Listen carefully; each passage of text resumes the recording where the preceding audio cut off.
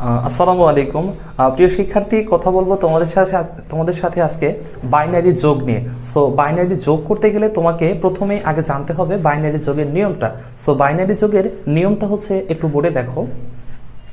বাইনারিতে তুমি যদি 0 আর 0 যোগ করতে চাও তোমাকে লিখতে হবে 0। বাইনারিতে 0 আর 0 যোগ করলে লিখতে হবে 0। বাইনারিতে তুমি যদি 0 এবং 1কে যোগ করো তোমাকে লিখতে হবে 1। বাইনারিতে তুমি যদি 1 এবং 0কে যোগ করতে চাও তোমাকে লিখতে হবে 1।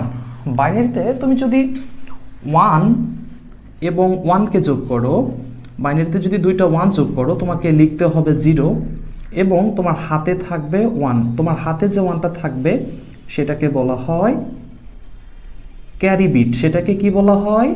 Carry bit. হ্যাঁ, সো বাইনারিতে তুমি যদি 3টা 1 যোগ করো, এরকম ধরো 1 1 1, বাইনারিতে তুমি যদি 3টা 1 যোগ করো তোমাকে লিখতে হবে 1, তোমার হাতেও থাকবে 1, আর হাতে যে 1টা থাকবে সেটাকে বলা হয় ক্যারি বিট। হাতে যে 1টা থাকবে সেটাকে কি বলা হয় বাইনারিতে? Carry bit.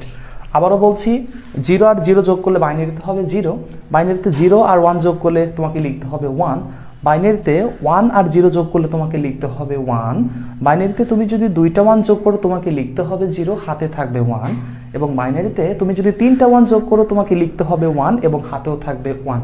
সো বাইনারি যোগ শেখার আগে তোমাকে একটা বিষয় জানতে হবে। বিষয়টা হচ্ছে, একটু বোর্ডে দেখো। 1 থেকে 7 পর্যন্ত যদি তুমি যে কোনো একটা সংখ্যাকে বাইনারি করতে চাও, মানে 1 থেকে 7 পর্যন্ত যদি যে কোনো সংখ্যাকে বাইনারি করতে চাও, ছোট্ট একটা সূত্র আছে। সূত্রটা হচ্ছে 421। সূত্র কি? 421। এটা তোমাকে মনে রাখতে হবে। আমার সাথে সাথে তুমি একটু বলো, 1 থেকে 7 পর্যন্ত যে কোনো সংখ্যাকে বাইনারি করতে সূত্র হচ্ছে 421। আচ্ছা, 1 থেকে 7-এর মধ্যে একটা সংখ্যা ধরো 5। আচ্ছা বলো তো, এই 421-এর মধ্যে, এই 421-এর মধ্যে মানে 4 2 1-এর মধ্যে কোন কোন সংখ্যা যোগ করলে 5 হয়? অবশ্যই 4 এবং 1 যোগ করলে হবে 5। সো বাইনারি যোগ যদি 4 এবং 1 যোগ করলে হবে 5। সো যে সংখ্যা লাগবে তুমি সেই সংখ্যার নিচে লিখবে একটা করে 1, এবং যেই সংখ্যা লাগবে না তার নিচে লিখবে একটা করে 0। সো 5-এর বাইনারি হচ্ছে 1 0 1। আমি আবারও বলছি, মনে করো 5-এর বাইনারি বের করবে, সূত্র হচ্ছে 421।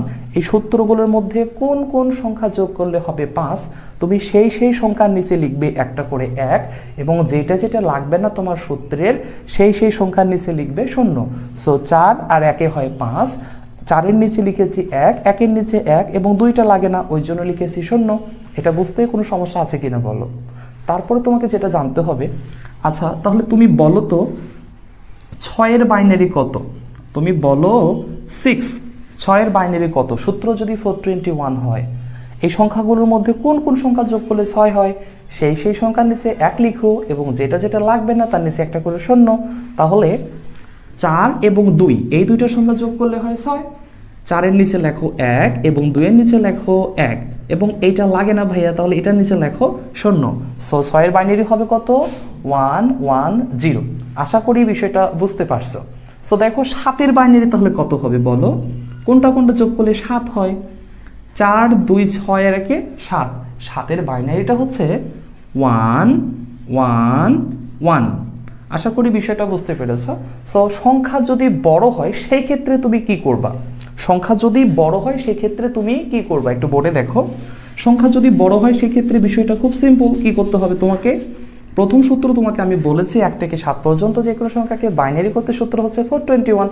সংখ্যা যদি বড় হয় তোমাকে এই 4টাকে ডাবল করতে হবে। 4কে ডাবল করলে হবে কত? 8। তখন সূত্র হবে 8421। সো ধরো আমি তোমাকে বললাম যে একটা সংখ্যা 12, বলো তো তাহলে 12-র বাইনারি কত? মানে এই সংখ্যাগুলোর মধ্যে কোনটা যোগ করলে হবে 12, তুমি তার নিচে একটা করে 1 লিখবে, এবং যেটা লাগবে না তুমি তার নিচে একটা করে 0 লিখবে।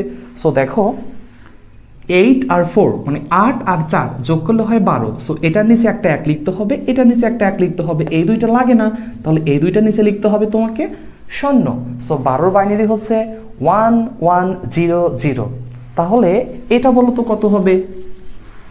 ধরো এটা কত হবে তাহলে বলো তো তুমি 10-এর বাইনারি কত, 10-এর বাইনারি কত, এই সংখ্যাগুলোর মধ্যে কোনটা কোনটা যোগ করলে 10 হয় তার নিচে 1 লিখতে হবে এবং যেটা যেটা লাগবে না তার নিচে 0। তাহলে অবশ্যই 8 আর 2 হয় 10, মানে এটা লাগবে আর এটা লাগবে, এটাও লাগে না এটাও লাগে না। বিষয়টা কি বুঝতে পেরেছ? আচ্ছা দেখো সংখ্যা যদি এখন বিষয়টা হচ্ছে যে ভাইয়া সংখ্যা যদি এর চাইতে আরো বড় থাকে তাহলে সেই ক্ষেত্রে কি করব, সেই ক্ষেত্রে কি করবা, বা ভাইয়া এই সূত্র দিয়ে আমি কত পর্যন্ত বাইনারি বের করতে পারি, এই সংখ্যাগুলোর মতো দেখো তো কত পর্যন্ত তুমি বাইনারি বের করতে পারবে এই সূত্র দিয়ে সর্বোচ্চ।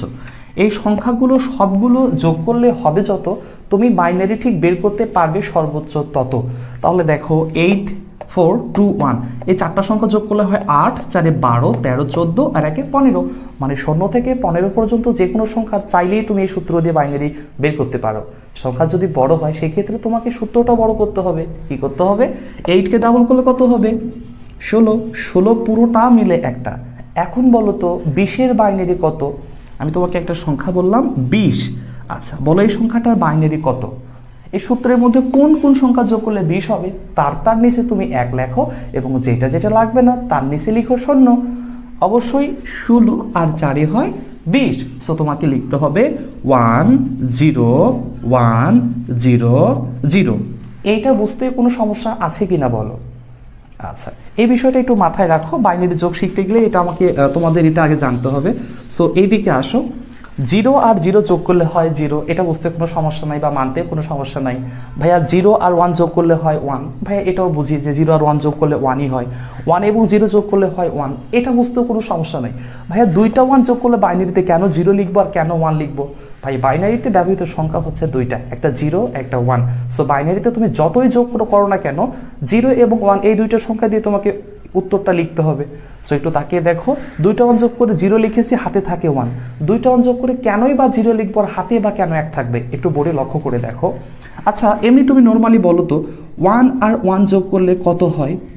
2 হয়। 1 আর 1 যোগ করলে কত হয়? 2 হয়। আচ্ছা 2কে এই পাশে নিয়ে গিয়ে বলো তো 421 যদি সূত্র হয় তাহলে 2-এর বাইনারি কত? 2-এর বাইনারি অবশ্যই এটা লাগবে এটা লাগবে না। সো 2-এর বাইনারি হচ্ছে 1 0। এজন্যই আমি লিখেছি বাইনারিতে 2টা 1 যোগ করে লিখেছি 0, হাতে থাকে 1। বাইনারিতে হাতে যে 1টা থাকে সেটাকে বলা হয় ক্যারি বিট, এটা একটু মনে রাখবে। সো এবার আসো দেখো, বাইনারিতে তুমি যদি 1 1 1 এমনিতে নর্মালি তুমি 3টা 1 যদি যোগ করো, এমনিতে নর্মালি তুমি যদি 3টা 1 যোগ করো কত হয়? 3 হয়। আচ্ছা বলো তো এখানে গিয়ে যে 3-এর বাইনারি কত? ভাইয়া এটাও লাগবে এটাও লাগবে। সো 3-এর বাইনারিটা হচ্ছে 1 1, এটাও লাগবে এটাও লাগবে 1 1। সো এজন্যই আমি লিখেছি বাইনারিতে 3টা 1 যোগ করে লিখেছি 1, হাতেও থাকে 1। হাতে যে 1টা থাকে সেটাকে বলা হয় ক্যারি বিট।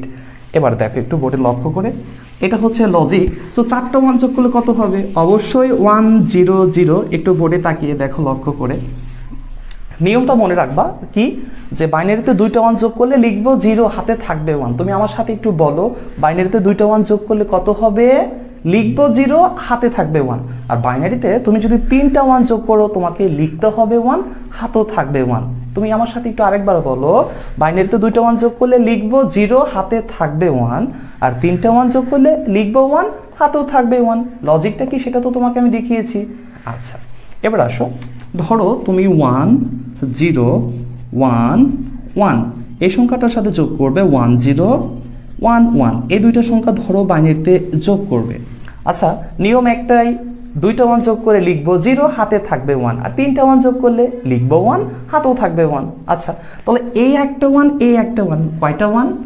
অবশ্যই 2টা 1। 2টা 1 যোগ করে কি লিখবো? লিখবো 0, হাতে থাকবে 1।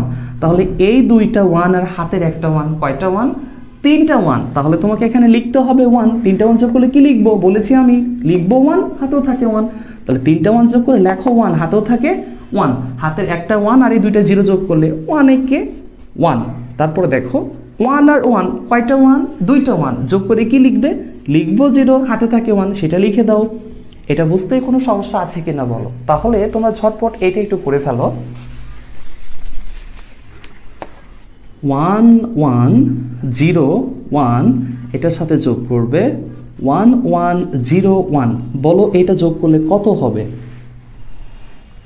একটু বোর্ডে দেখো, এ একটা ওয়ান, এ একটা ওয়ান, কয়টা ওয়ান? দুইটা ওয়ান। সো দুইটা ওয়ান যোগ করলে লিখবো 0, হাতে থাকবে 1। হাতের একটা ওয়ান আর দুইটা 0 যোগ করলে 1 একে 1। আচ্ছা, এ একটা ওয়ান, এ একটা ওয়ান, কয়টা ওয়ান? দুইটা ওয়ান, লিখবো 0, হাতে থাকে 1। হাতের একটা ওয়ান আর এই দুইটা ওয়ান, মোট কয়টা ওয়ান হয়? 3টে ওয়ান। তাহলে ভাইয়া লিখবো 1, হাতেও থাকে 1। এটা বুঝতে কোনো সমস্যা আছে কি? আরও একটা দেখি আমরা, বাইনারিতে তুমি যদি এরকমটা যোগ করতে চাও, 1 1 1 1 1 1 1 1, সে ধরো এই যোগটা তুমি করবে, হ্যাঁ। সো এই যোগটা যদি তুমি করতে চাও, একটু তুমি দেখো ট্রাই করে। 1 আর 1, কয়টা ওয়ান? দুইটা ওয়ান, যোগ করে কি লিখবো? 0, হাতে থাকে 1। এই দুইটা ওয়ান আর হাতের একটা ওয়ান, 3টে ওয়ান, তাহলে লিখবো 1, হাতেও থাকে 1। এই দুইটা ওয়ান আর হাতের একটা ওয়ান, 3টে ওয়ান, তাহলে লিখবো 1, হাতেও থাকে 1। এই দুইটা ওয়ান আর হাতের একটা ওয়ান, 3টে ওয়ান, লিখবো 1, হাতেও থাকে 1। এটা লিখে ফেলো। আশা করি বাইনারি যোগের বিষয়টা বুঝতে পারছো। সো দশমিক আলা যদি থাকে একটা, দেখো ভগ্নাংশ আলা যদি থাকে, সেই ক্ষেত্রে কি করবা? ভগ্নাংশ যদি থাকে 111.10, মনে করো এটার সাথে যোগ করবে 11.10। এই যোগটা সে ধরো তুমি করবা, তাহলে সেই ক্ষেত্রে তোমাকে কি করতে হবে? বাইনারিতে 0 আর 0 যোগ করলে 0 হয়। আচ্ছা, এই একটা ওয়ান, এই একটা ওয়ান, কয়টা ওয়ান? দুইটা ওয়ান, লিখবো 0, হাতে থাকে 1। এই দুইটা ওয়ান আর হাতের একটা ওয়ান, কয়টা ওয়ান? 3টে ওয়ান, লিখবো 1, হাতেও থাকে 1। এই দুইটা ওয়ান আর হাতের একটা ওয়ান, 3টে ওয়ান, তাহলে লিখবো 1, হাতেও থাকে 1। হাতের ওই একটা ওয়ান আর এই একটা ওয়ান, 2টে ওয়ান, তাহলে লিখবো 0, হাতে থাকে 1। কয় ঘর পর দশমিক আছে? 2 ঘর পর। দশমিকটা দিয়ে দাও। এইটা বুঝতে কোনো সমস্যা আছে কিনা বলো? তোমার পাঠ্য পেজে বাকি যোগগুলো আছে, আশা করি ইনশাআল্লাহ তুমি সবগুলো বাইনারি যোগই করতে পারবে। দেখা হবে ইনশাআল্লাহ আগামী ক্লাসে।